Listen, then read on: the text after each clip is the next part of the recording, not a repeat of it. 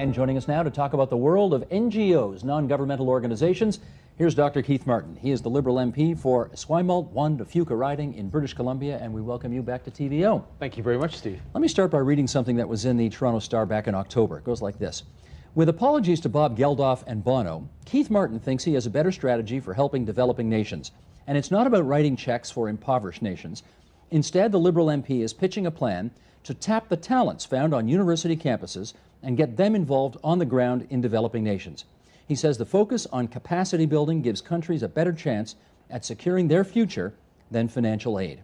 Okay, let's flesh this out a little bit here. You want the country to establish these sort of centers for international health and development based, as you say, as the quote says, in university campuses.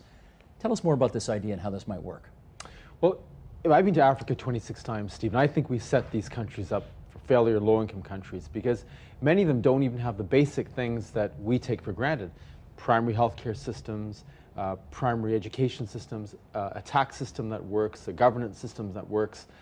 They don't even have those. So how can they possibly be able to get on their feet and break the poverty cycle if you don't have the basics in place, if you don't have a tax system, if you don't have proper governance structures, if you don't have are able to utilize the resources in your country to be able to pay for what a country needs. And so simply handing out checks to these countries without any capacity for these countries to be able to provide for this is a recipe for failure. So what I thought is, in our universities, we have incredible talent at the graduate, postgraduate, and faculty level. All these people with those skill sets. Supposing we were able to capture those skill sets and connect those with the needs of these developing countries. So you as a lawyer could help them build up a tax structure. The administrative people could help them build up a governance structure. A physician could help them build up their primary healthcare system. And essentially, you're building up capacity and enabling them to be able to do these things themselves. So this is what we're trying to do with Centers for International Health and Development at our universities. I want to connect these capabilities with the needs of developing countries and build up that capacity that they lack. Just tell me a little bit more about how that would work. So I see here is capacity A, here is need B. How do you get that line drawn between A and B? Well, let's take a real-life example. In the Eastern Congo, which is the worst place in the world, it's the worst humanitarian disaster since the Second World War. Imagine 1,100 people die every single day of largely preventable causes. At the epicenter of this crisis, which incidentally is also the rape crisis of the world, where 70% of the women in many towns have been raped, at the epicenter of this is one lone hospital that has been providing care called Heal Africa Hospital. They, Steve, have the ability to be able to train doctors, train nurses, and have been doing this. So they have a deficit in their ability to do this. Supposing we were to connect the Faculty of Medicine at the University of Toronto and get our docs, our obstetricians, our pediatricians, our surgeons to go over there and help them to not only provide care, but also to train the trainers and train the healthcare professionals. That's how it would work. Build that relationship up so you're actually creating capacity on the ground so they can take care of their own people when they're ill. I presume there's some diplomacy that has to be at play here, though. They can't just go over there uninvited, right? They'd have to be welcomed? Correct, but you have it, the beauty of it is you actually have an institution, and that the part of this plan, which I think is unique, is that we're not using a scattergun approach. We're actually, the core programs would be with those groups that have already been proven to do good work on the ground. Another example, the Salvation Army Hospital, the Howard Hospital in Zimbabwe, is a Salvation Army hospital that's been run by, I think, a Canadian hero. His name is Dr. Paul Thistle, a U of T trained physician. He's been there 15 years, an extraordinary human being. He and a handful of doctors, 5, have been providing care to 135,000 case visits every single year. That's absolutely extraordinary. He has a huge need for people to come and help. Imagine if we were to link the University of Toronto Faculty of Medicine with the Howard Hospital and help Dr. Thistle to be able to train the people to be able to ensure that they have the assets to be able to provide care. So you're actually taking an institution that's been doing good work, but actually augmenting what they already do. So they are building islands of stability in these countries. But you can also bring in the engineers, for example, to deal with the sanitation and water issues. We just saw that Zimbabwe, for example, went through a cholera outbreak where thousands and thousands of people were dying. Why was that so? Because they've had a complete collapse of their primary water and sanitation systems. Now, you can provide medications, as we've done, to treat people with cholera, but you're really just putting a Band-Aid on the problem. The real solution is to be able to make sure that the people have access to clean water and sanitation. And the way to do that, if you don't have the engineers, is to bring in Canadian engineers from the Faculty of Engineering here at U of T to be able to build those wells, but also train their engineers so they can have the capacity to manage their own water and sanitation. And then you won't have outbreaks of cholera where thousands of people will die. I presume this all costs money. So who's going to pay for this? Well, I think there are many sources of funds. I mean, our Canadian International Development Agency spends $3.6 billion a year. I would argue that despite the incredible people we have in CETA and wonderful people we have in Canada, that has been a scattergun approach without any ability to provide traction and capacity building over the long term. So CETA is a source. There are foundations, there are development banks. All of them have resources. So it's tapping into that. But what we are actually doing is we're leveraging our capabilities and capacity in a way that you're getting incredible value for a very small investment. We had Roland Paris from the University of Ottawa on this program about a month or so ago, and he was putting forward the idea of I guess it's a sort of a similar center to help failing states. He's out there looking for money for his idea. You're out there looking for money for your idea. Too many organizations chasing too few dollars to try to get, admittedly, good works done, but is this a problem? It is. There are a lot of organizations, and it's a matter, I think, of picking and choosing those organizations that can actually do the work. If you stand back for a second, I call it the 3 C's that are the bane of developing countries that we simply refuse to acknowledge or deal with in a meaningful way: corruption, conflict, and a lack of capacity. And I know Roland is very interested in the pre-conflict situation. And when you look at those environments, what do you find? You find collapse of the government, corruption is endemic, conflict is on the horizon. And if conflict occurs, you wipe out decades of development work, you level any kind of work that the people themselves have been doing, and you destroy the future of a country for years to come. Corruption, I was giving a talk a little while ago to a group of international physicians, and I said, corruption kills more people than anything else. And a doctor from Nigeria came up to me and he said, yes, in my country, in my continent, corruption is the biggest killer of my people. Let me follow up on that a little bit, because I think there's this sense out there that non-governmental organizations are kind of purer than Caesar's wife and do only good deeds and are kind of beyond reproach. But I'm sure you've heard there have been allegations made against NGOs. They need to demonstrate success to their funders, and therefore they either exaggerate or they falsify their reports to show that their programs are actually more effective than they really are. How much of that goes on, do you think? It's hard. Getting to the truth of that is very, very difficult. And I think one thing that NGOs ought to be doing in order to attract more money is to show that they actually have had success.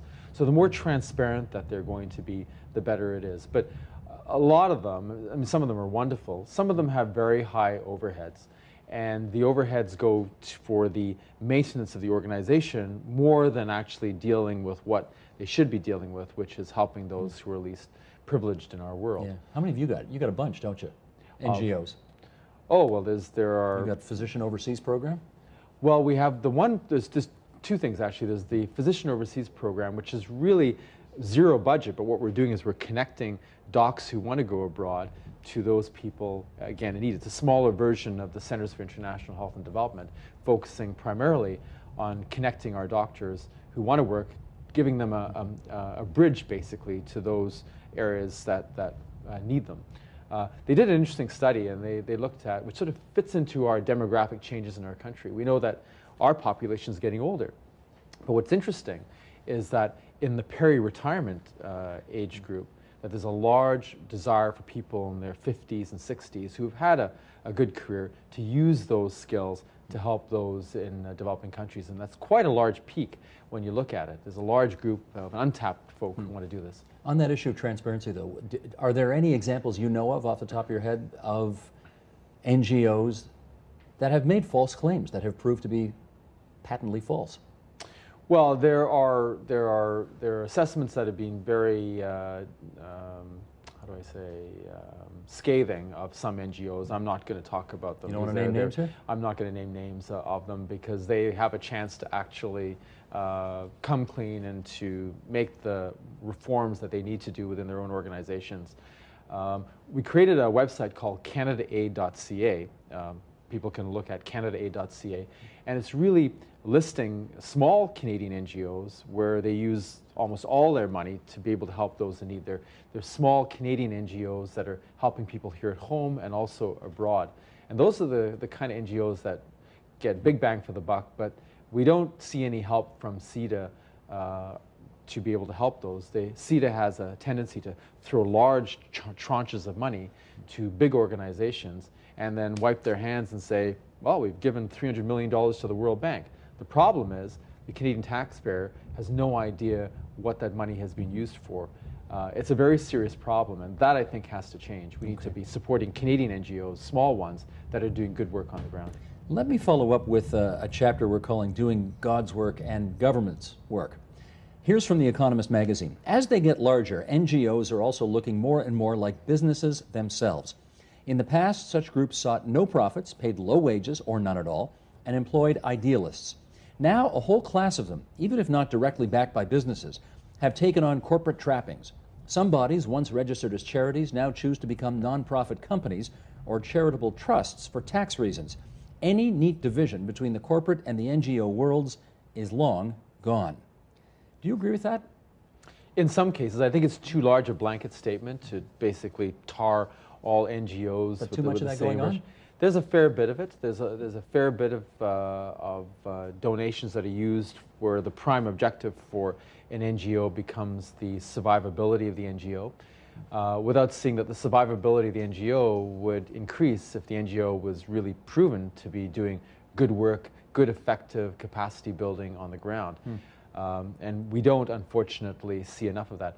I think, Steve, that there's got to be better accountability and transparency on the part of NGOs. And I Do think they face the same scrutiny as, private sector businesses, for example?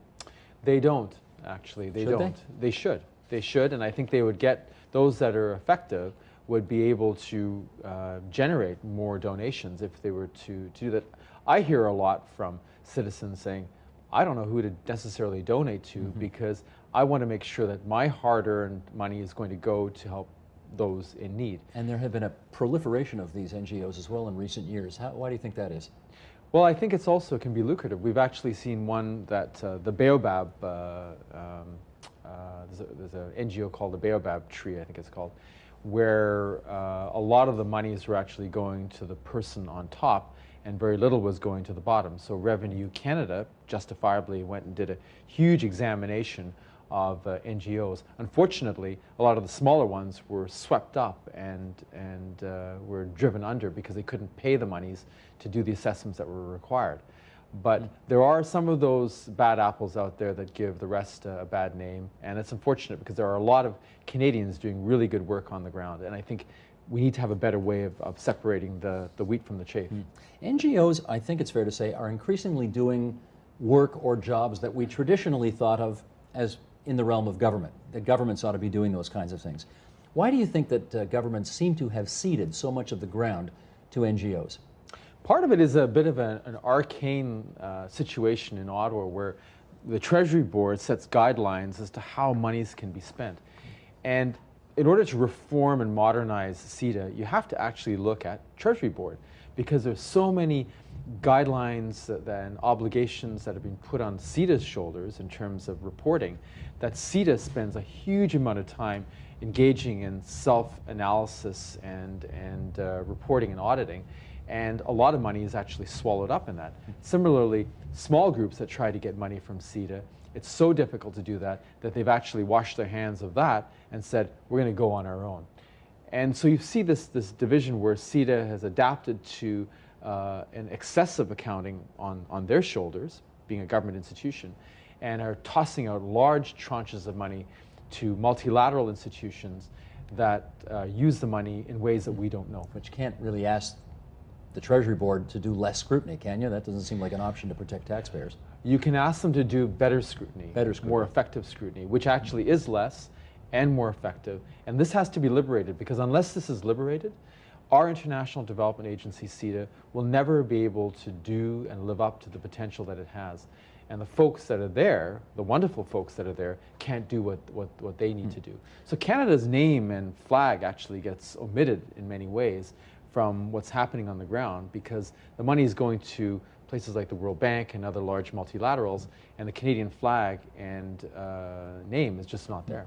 So we know governments fund NGOs significantly to do work that in the past maybe governments would have done themselves. Now that NGOs are doing this work, do they do it better? Some do, some don't, but it's really the monies are going to large multilateral institutions, not the small to medium-sized NGOs that actually do good work on the ground. And this is a huge problem. There's something called a partnership branch in CETA, and it has a budget of about $25–30 million, very minuscule compared to the $3.6 billion budget that CETA has. But that whole budget is to support Canadian NGOs that are doing work on the ground.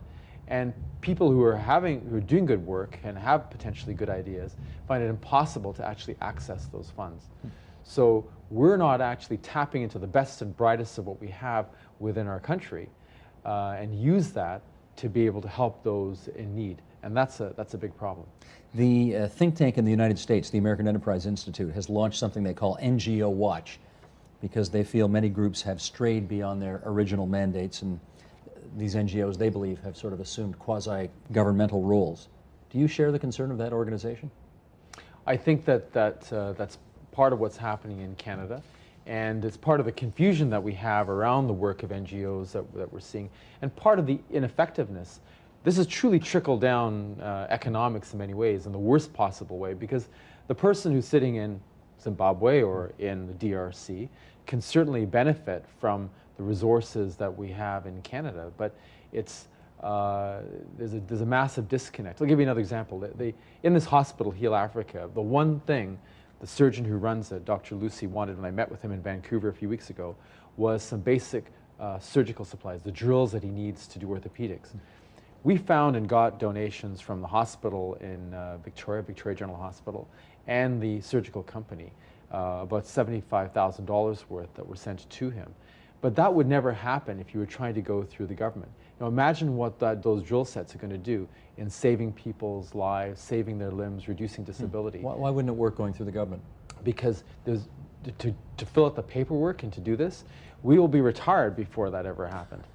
So, okay. and the cost that it would take you as an NGO to be able to fill out the paperwork to be able to pay for that would probably be greater than the amount, the value of the resources you're trying to access. So we actually circumvented the whole system and worked with people on the ground to be able to make this happen. So it's connecting people to people. Don't you find that ridiculous? It's really frustrating. I mean, being a physician and having seen this on the ground, and the people on the ground in these countries who are trying so hard with so little. As I remember being in Sierra Leone, as an MP in Sierra Leone, you wouldn't have a desk, you wouldn't have a computer. How on earth can you possibly run a country without that? And yet, in the case of Sierra Leone, the irony of this is that the poorest countries in the world are the richest. In Sierra Leone, diamonds lie on the ground. In sub-Saharan Africa, the poorest place in the world, 50% of the world's natural resources exist there. And if you wonder where the money's going, it's estimated, if you compare aid versus direct investment and creating a vibrant economy, in Nigeria has earned $230 billion from oil over the last decade. Aid would be orders of magnitude less than that. Yeah. So when people say it's about aid, when you're going back to the original comments in the Toronto Star, I say it's not. Countries that have broken the poverty cycle, the Asian tigers, which were poorer than African countries 30, 40 years ago, have vaulted ahead of them and are the economic tigers of the world right now. Why is that? It wasn't because of aid. It's because they were able to create a relatively reasonable governance structure, a tax system. Corruption was kept under control, they built capacity, and they enabled people to help themselves. If we can enable countries to do this, and this is what the Centers for International Health and Development will do, then these countries will break out of the poverty cycle because they're rich in natural resources, but they're mired in corruption, conflict, and a lack of capacity. And those three cancers that destroy the ability of developing countries to get on their feet, have to be dealt with. If they're not dealt with, then any country, regardless of where they are, can never stand on its feet. Let's talk some political agendas here. Here's from the Middle East Quarterly. Over the last decade, NGOs have expanded their agendas dramatically, going far beyond campaigning against the violation of individual rights. The leaders of these organizations have been able to parlay the platforms and the massive resources at their disposal to influence high politics on behalf of those they cast as the weak and oppressed.